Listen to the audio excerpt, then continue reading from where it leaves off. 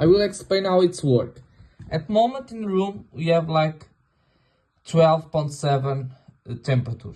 If you want like turn like from 22, the green light means like it's working. Or if you want less temperature, you only need turn left side and you choose what temperature if you want.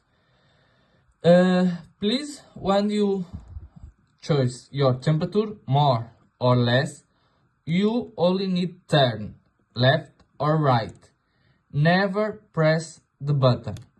If you press the button and it happens, the heaters will be go off, and after that will take like some time, some minutes for start again. So never press.